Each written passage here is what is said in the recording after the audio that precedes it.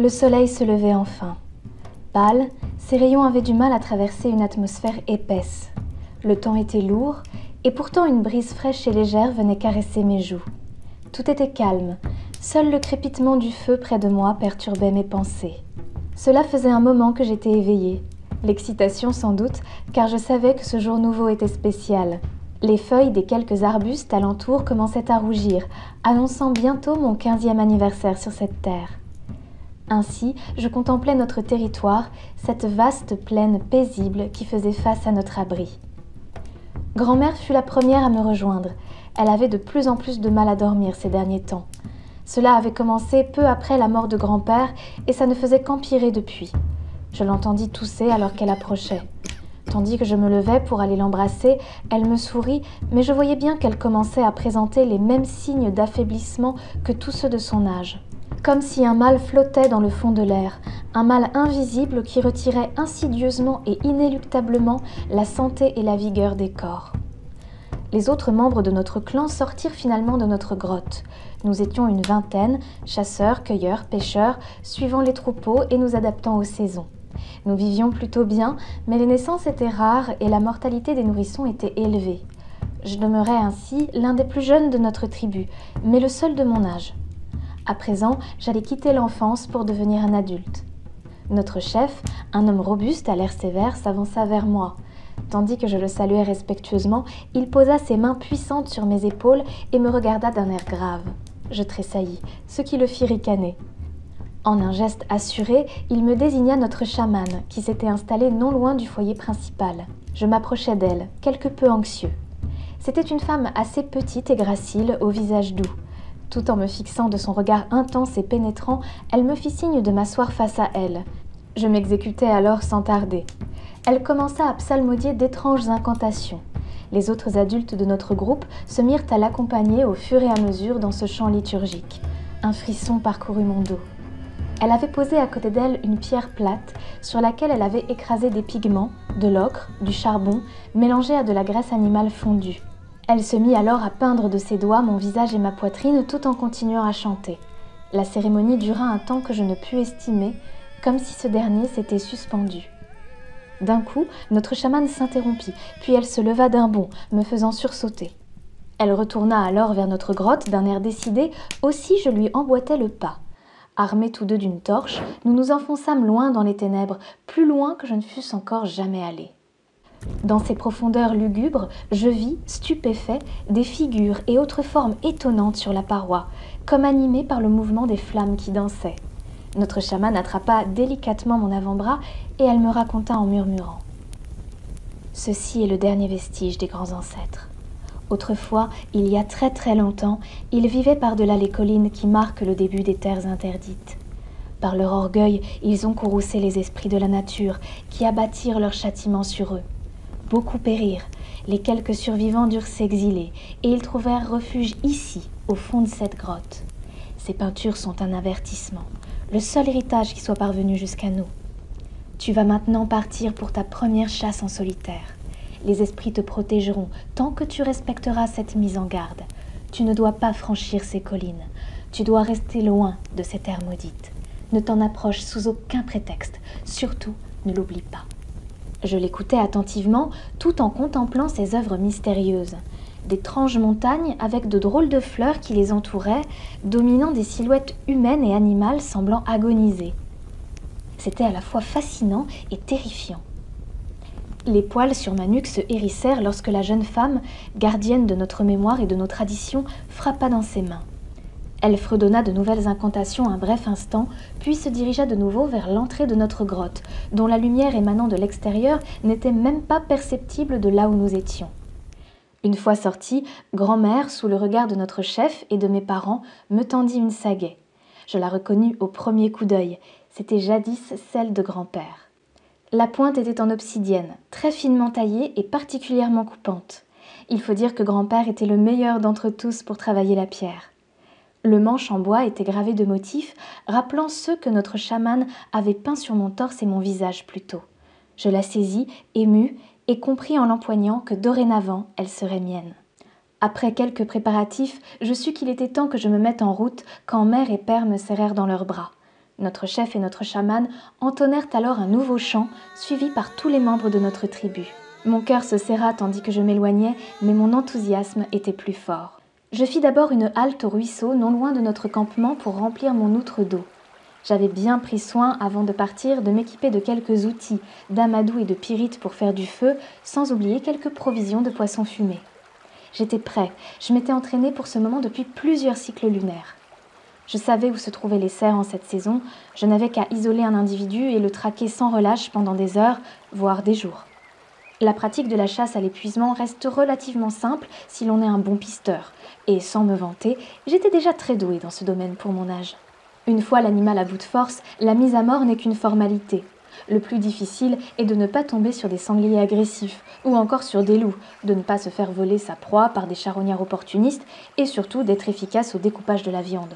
Car en effet, seul, ramener la bête abattue en entier est impossible. Sûrement faudra-t-il aussi que je fume ma viande sur place, pour qu'elle ne pourrisse pas sur le chemin du retour. Enfin, chaque chose en son temps. Après tout, mon périple ne faisait que commencer. Je marchais déjà depuis des heures, le soleil était haut dans le ciel, mais le temps restait clément. Je m'assis sur un rocher pour me reposer, en prévision de mes futurs efforts et pour boire un peu. Je m'approchais de ma destination. D'ici, les collines interdites commençaient à être visibles, je pouvais deviner leur relief se dessiner sur l'horizon. La voix de notre chaman résonna alors dans ma tête. « Ne t'en approche sous aucun prétexte. Surtout, ne l'oublie pas. » Je dois être honnête, je n'ai jamais vraiment cru à toutes ces histoires d'esprit, et ma trop grande curiosité m'a souvent amenée à des situations, disons, délicates. Ces récits de courroux, de grands ancêtres, ce n'étaient à mes yeux que des mythes. Néanmoins, ces étranges signes au fond de notre grotte m'obsédaient désormais. Que pouvaient-ils bien représenter? Pourquoi tant de crainte autour de ces terres interdites? Est-ce un conte pour que l'on ne s'éloigne pas trop lors de notre première chasse? Y a-t-il une concentration plus grande de prédateurs féroces dans ce coin? Serait-ce juste un test, une mise à l'épreuve? Je chassai ces questions de mon esprit et repris ma route. Le gibier que je convoitais se trouvait encore à quelques heures de marche dans une petite forêt au bout de la plaine. Celle-ci se situant en bordure de ces fameuses collines, cela m'obligeait à aller dans leur direction de toute manière. Je pourrais peut-être jeter un coup d'œil rapidement, une fois sur place, après m'être assuré qu'il n'y a pas de danger notable. La nuit commençait à tomber lorsque j'arrivai à la lisière de la forêt des cerfs. Je n'avais rencontré aucune embûche jusque-là et je m'en réjouissais. La pénombre grandissait, je devais vite me mettre à l'abri et faire un feu. Je finis par trouver un endroit confortable où m'installer, sous une avancée rocheuse. Je m'assis par terre, posai ma sagaie, puis me saisis de ma pyrite et d'un outil en silex que je percutai ensuite au-dessus de l'amadou et de quelques bouts de bois sec que j'avais ramassés non loin de là. Jaillirent des étincelles, des braises, de la fumée. En quelques minutes, je pouvais profiter de la lumière et de la chaleur réconfortante d'un bon foyer. Tandis que je dégustais quelques morceaux de poisson fumé, agrémentés de racines comestibles trouvées sur place, je tournais ma tête afin de contempler mon ombre danser sur la paroi rocheuse dans mon dos. Je repensais aussi aux flammes tourbillonnantes de ma torche qui avaient donné vie au dessin de notre grotte ce matin. Je voulais comprendre, résoudre ce mystère caché derrière ces collines et les terres interdites. Après tout, il est dans la nature humaine de vouloir connaître et comprendre ses origines. Et puis, juste un coup d'œil, ce n'est rien. Qui le saura? Devant ce spectacle de ma silhouette se tordant et virevoltant, la fatigue me rattrapa et je finis par m'assoupir sous le chant des grillons et le bruissement du vent dans les arbres. La journée de demain allait sans doute être éprouvante, et tandis que je me mis à rêver de cerfs stylisés courant sur les parois rocheuses, je les entendais chuchoter « Sous aucun prétexte, sous aucun prétexte ». Je me réveillai le lendemain, alors que la lumière du soleil levant frappait mon visage au travers des branches d'arbres qui commençaient à se dénuder. Le feu était presque éteint et je sentais l'humidité de la rosée du matin sur ma peau. Je m'ébrouais, bâillais, m'étirais, puis grelottais. Ne voulant pas avoir le ventre lourd, je me contentais de quelques autres racines en guise de petit déjeuner. J'étouffai ensuite les faibles flammes qui avaient survécu à la nuit en les recouvrant de terre, tandis que je récupérais mes affaires et me levais dans l'idée d'aller chercher un point d'eau, ainsi que les cerfs qui ne devraient logiquement pas en être très éloignés. Jetant un dernier regard aux alentours de mon abri nocturne, je vis que les collines interdites étaient en fait à portée de main. Je les trouvais finalement bien moins impressionnantes que dans mon imagination, mais leur aspect rocheux brut leur donnait un côté irréel, comme si elles avaient été posées là par la main d'un géant, au milieu de la végétation environnante. Un peu comme si elles n'étaient pas à leur place. Étrange. Mon attirance était trop forte. Je devais voir ce qu'il y avait de l'autre côté. Les cerfs attendraient. Je m'engageais alors à grimper la pente relativement douce qui me faisait face. Je pensais, si je reste juste au sommet pour scruter les parages, je ne désobéis pas aux consignes, donc je ne risque pas de me faire maudire par les esprits de la nature. Je gloussais, tout en me sentant quelque peu honteux de me moquer ainsi de notre chaman et de ses superstitions. Arrivé au sommet, j'eus du mal à croire au paysage qui s'étendait devant moi. Je n'avais jamais vu ce genre de topographie. Tout était désolé, pas un animal, pas un arbre, ni même la moindre plante. Le sol était plat et d'un gris terne. Un silence de mort régnait. Seules trônaient au milieu de ce panorama 2 petites montagnes d'une forme singulière qui paraissaient briller à la lumière du soleil. De quoi pouvaient-elles être constituées? Quel genre de roche brille ainsi? Pourquoi me semblait-elle familière, comme si j'avais déjà vu quelque chose de semblable auparavant? J'étais impressionnée par ce décor semblant tout droit sorti d'un songe. Cependant, l'atmosphère inquiétante, pesante même, qui se dégageait de cet endroit me rendait également nerveux. Ma raison me disait de faire demi-tour. Les miens m'attendaient, triomphant de ma chasse initiatique. Mais la curiosité finit par l'emporter. Après plusieurs minutes de contemplation, je descendis la colline vers ce terrain qui paraissait rocailleux, mais qui était pourtant lisse. Je me sentis mal à l'aise sans vraiment savoir expliquer pourquoi. Le ciel était couvert et le fond de l'air comme nauséabond, sans pour autant être pestilentiel. C'était plus une impression, un ressenti, une espèce d'intime conviction que ce lieu était porteur d'un passé sombre et sinistre, d'où émanait quelque chose d'imperceptiblement mauvais. Tout en serrant inconsciemment dans ma main tremblante le manche gravé de ma sagaie, les paroles de notre chaman me revinrent en mémoire. Par leur orgueil, ils ont courroucé les esprits de la nature qui abattirent leur châtiment sur eux. Beaucoup périrent. Avait-elle raison depuis le début? Toutes ces légendes avaient-elles finalement un fond de vérité? Il était trop tard pour reculer. Je devais en avoir le cœur net, en apprendre davantage. J'avais besoin d'en savoir plus. Tandis que je m'avançais en direction des montagnes éclatantes au sommet plat, je remarquais autour de moi des structures étranges qui ne pouvaient pas être naturelles. Ça ressemblait un peu aux filets que nous fabriquions pour pêcher, mais au lieu d'être en fibres végétales tressées et souples, ceux-ci semblaient rigides et étaient ancrés dans le sol. Je les touchais, ils étaient durs et froids, avec des reflets brillants comme les montagnes plus loin. Quelle était donc cette matière inconnue? Alors je fus frappée de stupeur quand sur l'un de ces filets rigides, je vis une apparition tout droit sortie des tréfonds de notre grotte. C'était comme un morceau de paroi, apparemment ni en pierre, ni en bois, mais toujours dans cette curieuse matière à l'odeur particulière, rappelant un peu celle du sang. Ce morceau, de forme très régulière, était d'une couleur jaune vif, et dessus se trouvait le même motif de fleurs que celui des peintures pariétales que m'avait montré notre chaman avant mon départ.